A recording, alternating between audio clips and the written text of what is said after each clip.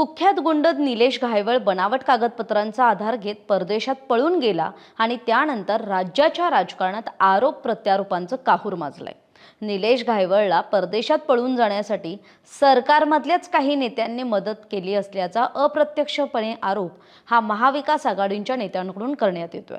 महाविकास आघाडीकडून हे आरोप सुरू असतानाच भाजपनं आता या प्रकरणात थेट आमदाराला उतरवलंय। म्हणजे आमदार सिद्धार्थ शिरोळे यांना खरं तर भाजपनं मैदानात उतरवलं। निलेश घायवळ याला पासपोर्ट मिळाला त्यावेळी महाविकास आघाडीचं सरकार होतं, त्यामुळे याबाबतची चौकशी मुख्यमंत्री देवेंद्र फडणवीसांनी करावी अशी थेट मागणी शिरोळेंकडून करण्यात आली आहे।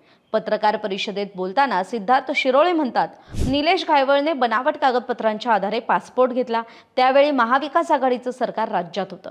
महाविकास आघाडीच्या सरकारच्या काळातच निलेश घायवळला पासपोर्ट मिळालाय। निलेश घायवळ हा मूळचा कर्जत जामखेड मतदारसंघातला अहिल्यानगर सोनेगाव इथला रहिवासी आहे। त्यानं पासपोर्ट देखील त्याच्या मूळ गावात तयार केलाय।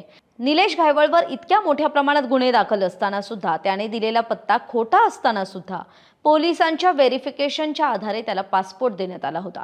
त्यामुळे स्थानिक पोलिसांनी कोणाच्या दबावाखाली हा रिपोर्ट दिला याबाबतची चौकशी होणं आवश्यक आहे। जेव्हा पासपोर्ट देण्यात आला त्यावेळेस महाविकास आघाडीचं सरकार होतं।